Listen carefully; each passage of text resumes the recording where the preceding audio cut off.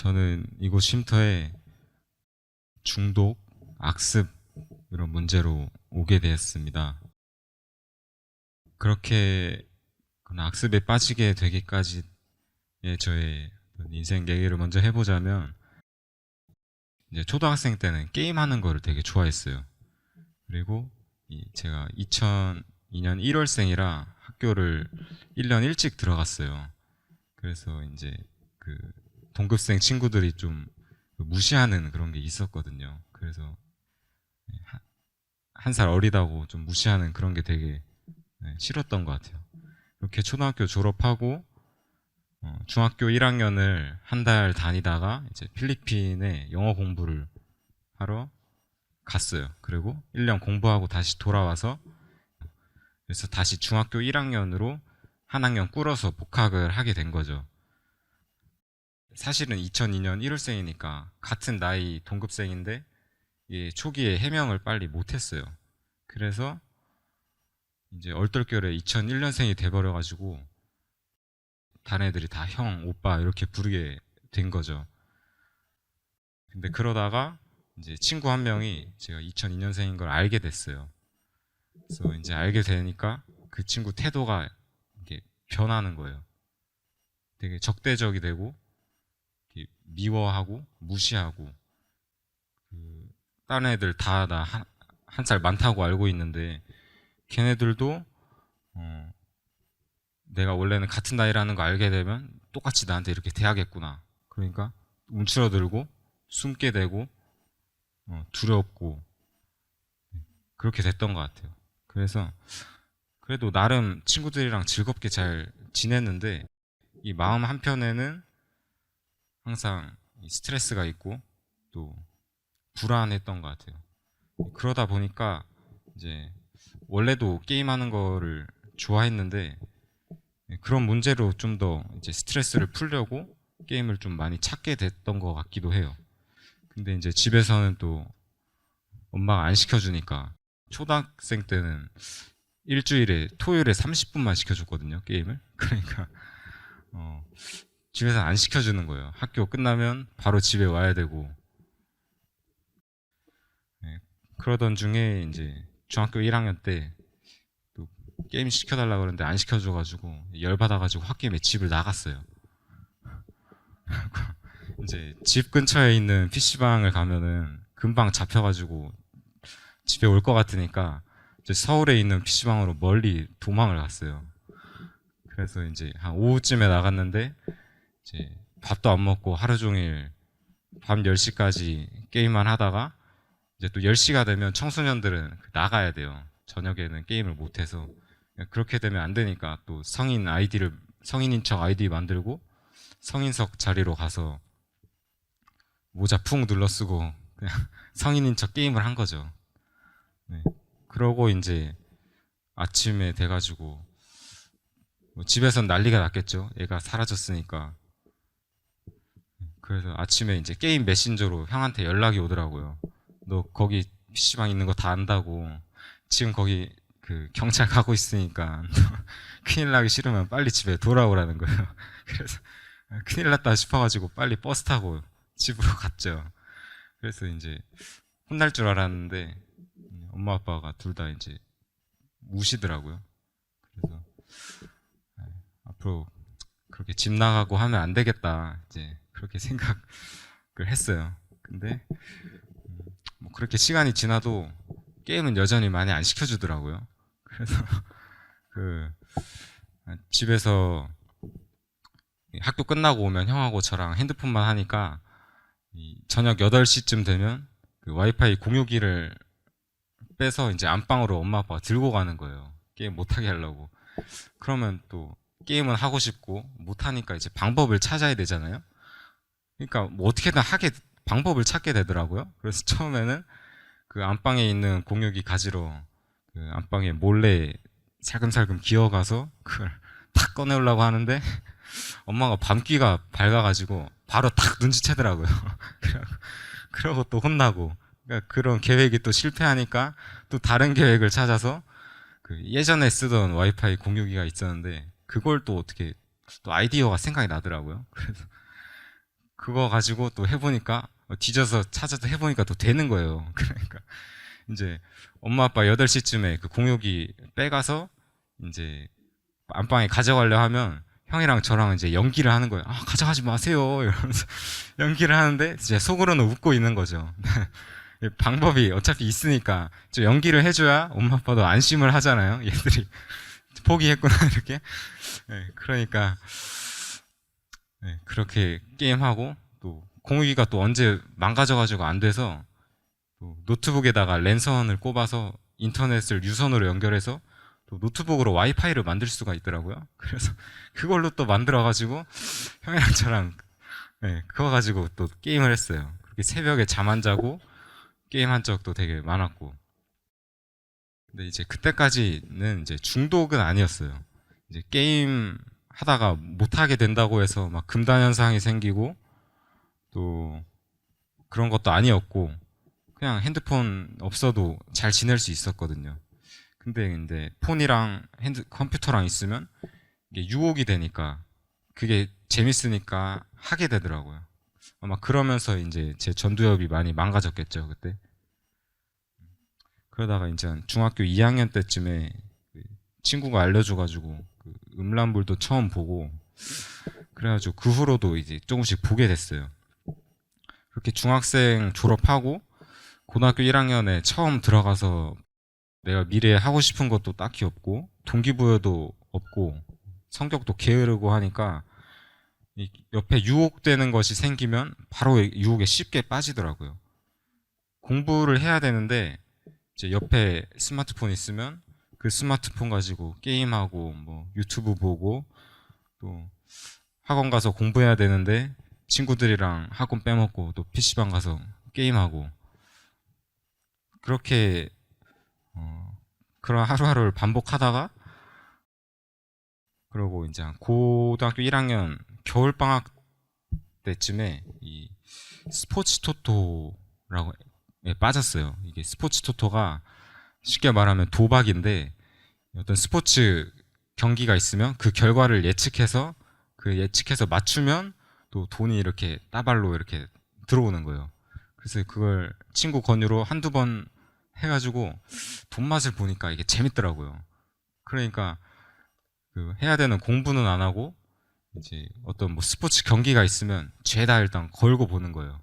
그럼 뭐 농구 경기가 됐든 야구가 됐든 축구가 됐든 뭐 배구가 됐든 그냥 경기를 다 걸어 놓으니까 그걸 걸어 놓고 신경 안 쓰고 공부하면 상관없는데 이제 공부는 해야 되는데 그 경기가 시작이 되면 제 정신은 거길로 가 있는 거예요. 이 스포츠 경기 결과 어떻게 됐나? 이거 내가 맞춰야 돈 따는데 이렇게 그 시선 그 정신이 다 그쪽으로 쏠려버리니까 공부가 될 리가 없는 거죠. 그렇게 한 고등학교 2학년 초반 때까지 그랬고 그렇게 해서 뭐 성적은 그냥 추락하고 그리고 이제 그 한 고등학교 2학년, 3학년쯤 됐을 때 제가 기억력이 많이 안 좋아졌다는 게 스스로 체감이 되더라고요. 이 유치원 때 기억도 없고 중학생 때도 기억이 잘 안 나는 거예요. 그리고 이게 되게 많이 깜빡깜빡 하는 거예요. 핸드폰 어딨지? 안경 어딨지? 이런 식으로. 예전에 그러지 않았는데 예전에는 기억력이 되게 좋고 사람 이름도 다 기억하고 그랬었는데 기억이 잘 안 나는 거예요. 볼 때는 사람을 알겠는데 이제 집에 가서 그 사람 어떻게 생겼더라 생각해 보면 그 생각이 안 나는 거예요. 그리고 이제 고등학교 2학년, 3학년 때쯤에 이 음란물을 많이 보게 돼가지고 그래서 그게 기억에서 잘 안 사라지고 잔상이 계속 남아서 그거에 대한 생각이 계속 돌아가는 거예요. 그렇게 이제 중학생, 고등학생 시절 어디 하나씩 다른데 정신 팔려가면서 그렇게 지내고 고등학교 졸업하고 20살 됐는데 이제 코로나가 터지니까 대학교 갈 일도 별로 없고 집에만 있게 되니까 만날 친구도 별로 없고 만나자고 해도 귀찮고 연락 와도 대답하기 귀찮고 그러니까 집에서 하루 종일 뭐 핸드폰하고 게임하고 유튜브 보고 음란물 보고 하니까 그거에 중독에 제가 빠져버린 거예요. 그런 데에만 정신을 쓰고 그런 것만 가지고 사니까 정신이 피폐해지고 더 자극적이고 쾌락적인 것만 찾게 되고, 그렇게 되니까 뭐 내 양심, 도덕성 다 사라지고 감각이 그냥 없어지고, 그때 사단한테 제일 많이 끌려갔을 거예요, 아마. 그리고 또 그때쯤에 내가 감정을 못 느낀다는 게 인지가 됐어요. 친구들이랑 뭐 게임하고 놀 때도 별로 그렇게 재밌는지도 모르겠고, 이제는 게임하는 것도 나에게 큰 쾌락을 가져다 주지 못하고, 어떤 뭐 먹는 것에 있어서도 행복하지도 않고, 슬픈 일이 생겨도 슬프지 않고, 감사하다고 말은 해도 감사하지 않고, 그렇게 쉼터 가기 전에 집에서 한 주, 두 주 정도 있었는데, 그 있는 동안 또 어떤 그 음란한 생각을 계속 돌리고 있고, 또 심심하니까 또 몰래 또 핸드폰 찾아가지고 또 몰래 하고, 엄마가 그거 알고 또 화내니까 저도 똑같이 화나더라고요. 이 핸드폰 하면 결국에 내 인생 끝장나고 살 길이 없는 거를 머리로 아는데, 그냥 그런 삶에 대한 걱정이나 두려움보다 제 욕망이 훨씬 크니까 그 내 힘으로 절대 이겨낼 수 없더라고요, 그거를. 그래서 저는 여기 안 왔으면 끝장났을 거예요, 인생이. 그렇게 이제 낮에는 엄마랑 같이 있으니까 좀 감시받고 있으니까 핸드폰 못하니까 TV만 보고 있다가, 새벽에 되면은 또 몰래 핸드폰 가져와가지고 또 게임하고, 새벽에 잠 안 자고 뭐 유튜브 보고 음란물 보고 게임 영상 보고 그렇게 되더라고요. 그렇게 지내다가 이제 쉼터에 오게 됐어요. 이제 처음에 와서 원장님하고 상담을 받았는데, 또 그리고 제가 상담을 할 때 지금 내가 현실 감각이 없고 눈앞에 어떤 안 보이는 막 하나가 쳐져 있는 것 같다라고 얘기를 했어요. 이제 원장님이 이제 제가 이렇게 된 게 제가 잘못해서 그런 게 아니고 사단한테 속아서 그렇게 된 거라고 얘기해 주셨어요. 근데 이제 제가 또 상태가 정상인 상태가 아니니까 그렇게 좋은 얘기 해줘도 아, 그렇구나 싶어도, 또 안 좋은 거 얘기하면 나쁜 거네 하는데, 이게 안 느껴지는 거예요. 진짜 나쁜 거고 진짜 좋은 거고 감이 하나도 없는 거예요. 이제 불에다가 손가락을 대면 활활 타잖아요. 머리로는 이거 뜨거운 거네, 불이네 하는데, 이 타고 있는 거를 제가 못 느끼는 거예요. 이게 못 느끼니까 손가락이 타면서도 그냥 계속 대고 있는 거죠. 그 상태랑 똑같았어요, 제가. 일단 쉼터 생활은 너무 좋았어요. 다 좋았고, 그 어떤 그 음란한 생각이 들 때마다 그 생각, 그 상상이 돌아갈 때마다 그 예수님을 부르면서 싸웠어요. 그 생각이 들면 이 담배 피는 사람이 담배 피는 것처럼 똑같이 쾌락이 느껴지고, 하루에도 몇십 번씩 생각이 들어오더라고요.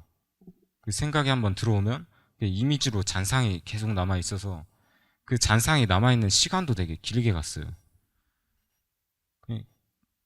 그렇게 들어올 때마다 예수님 부르고 하니까 그 생각이 들어오는 빈도수 자체도 많이 줄고, 그 잔상이 남는 시간도 많이 줄어들더라고요. 그래서 언젠가부터는 생각이 또 거의 안 나게 됐어요.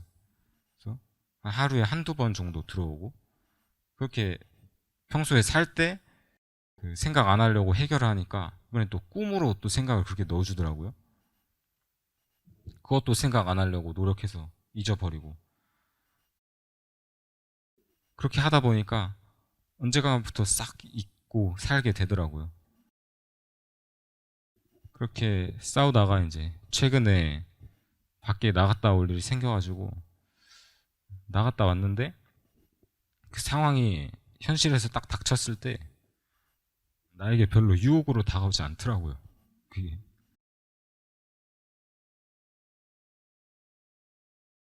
그러니까 이제 좀 완전하진 않아도 살 수 있겠구나 싶더라고요. 이제 자고 나서 아침에 이제 생각해 보니까 눈물이 나더라고요. 근데 살 수 있구나 하는데 눈물이 나더라고요. 아무 힘든 감정 없이 억누르는 그런 죄책감 그런 것도 없이 이제 살 수 있겠구나 하니까 감사해서 눈물이 나더라고요. 기도하는데 눈물이 나더라고요. 인지조차 할 수 없는 그 수렁에서 나를 건져주신 하나님께 감사하다고 기도했어요. 그래서 아직 그 어떤 문제에 있어서 제가 완전하다고는 얘기할 수 없지만 그 쾌락을 느꼈던 것이 지금은 훨씬 덜하게 다가오고 저에게 별로 유혹이 되지 않으니까 그것이 이제 싫어지고 제가 완전히 버리게 될 때까지 계속 하나님과 동행해야 되겠죠. 또 이제 쉼터에 와서 엄마랑 관계가 많이 좋아졌어요. 이제 학생 때까지는 이제 엄마가 학교 다닐 때, 제가 학교 다닐 때 스케줄을 쫙 깨고 있으니까 언제 끝났는지도 다 알고 또 학교 끝나고 얘가 집에 와야 되는데 안 오면은 또 바로 전화를 해요. 또 PC방 가서 게임 좀 하다 간다 그러면 화내면서 빨리 집에 들어오라고 이제 억압하고 그리고 또 누구 친구 만나러 간다고 하면 친구 누구 만나냐 어디 가서 만나냐 몇 시에 올 거냐 뭐 다 알아야 돼 이렇게 다 알아야 되고 엄마 말투가 좀 항상 짜증내는 말투로 들렸었거든요. 항상 이렇게 화내는 것 같고 그래서 쉼터에 이제 처음 왔을 때 쉼터 생활하는 거 너무 좋고 다른 사람들도 다 너무 좋은데 엄마만 너무 미워 죽겠는 거예요. 옆자리 같이 앉는 것도 싫고 내 얘기하는 것도 싫고 방에서 내 물건 챙겨줘도 내가 알아서 하지 왜 또 자기 마음대로 저거 챙기고 난리야 이렇게 되고 그냥 엄마랑 있으면 시험 많이 받으니까 제가 도망가서 방에 자주 없었어요. 밑으로 내려가고 그러고 예수님은 많이 불렀어요. 엄마랑 관계에 문제 있어서 지금은 이제 엄마랑 있는 게 너무 좋고 편하고 행복해요. 이제 와서는 엄마가 이해가 되는 거예요. 엄마도 똑같이 사단한테 속아서 평생을 살아왔고 그런 불쌍한 존재고 나를 사랑하니까 하는 행동들인데 사단이 중간에서 동기를 오해시키고 악한 감정을 넣어주는 것에 내가 속아왔구나. 이제 그렇게 되니까 이제는 별로 화가 안 나고 엄마랑 있는 게 너무 좋은 거예요. 그리고 이제 또 이 신앙 문제가 해결이 많이 됐어요. 여기 오기 전까지는 하나님이 어디 있냐, 하나님 없다 그러면서 살았어요. 교회 데려가는 게 너무 싫었어요. 교회 안 가고 싶다고 얘기하면 그걸 내 얘기를 들어준 적이 한 번도 없어요. 금요일날 이제 학교 끝나고 친구들이랑 또 PC방 가서 게임 좀 하고 싶은데 또 전화가 와요. 게임 하고 있으면 교회 가야 되니까 6시까지 와라. 교회 가기 싫은데 안 가면 또 난리 나니까 굴복하고 집으로 갔죠. 이제 그러다가 너무 교회 가기 싫고 게임 하고 싶은 날은 그냥 전화를 안 받았어요. 그냥 뭐 전화하거나 말거나 난 게임 하겠다. 이렇게 전화를 안 받고 PC방 나올 때쯤 보면 전화가 한 30통 넘게 부재중 전화가 찍혀 있는 거예요. 또 집에 가면 또 혼나고 또 교회 가서 목사님 말씀 들어봐야 재미도 없고 그냥 수면제랑 다를 바가 없는데 가서 뭐 한다고 이렇게 강제로 데려가니까 교회 가는 게 더 싫고 하나님이 없다라고 일부러 더 그러고 다녔어요. 근데 이제 쉼터 와서 체험을 해보니까 나를 이렇게 바꿔주시는 걸 보니까 하나님은 살아계신 게 확실한 거죠. 나랑 하나님, 사단이 따로 있는 것이 아니라 순간순간마다 생각을 하나님과 사단이 넣어주고 있구나. 내 삶이랑 신앙이 아주 밀접한 관계가 있는 것이구나. 내가 사단한테 20년 동안 속고 구렁텅이에 빠져 있었고 하나님이 나를 건져주셨구나. 잡념이 되게 많이 들어오는데 처음에는 들어오는 줄도 몰랐고 예수님 불러야겠다는 생각이 나기도 전에 이미 잡념하고 감정에 빠져 있는 거예요. 그러니까 이미 불이 번진 상태니까 그때 끄려고 하면 이미 늦는 거예요. 힘들고. 그래도 예수님 이런 생각 날 때마다 부르고 또 부르고 하다 보니까 지금은 계속 인지가 되는 게 조금 더 계속 빠르게 인지가 되더라고요.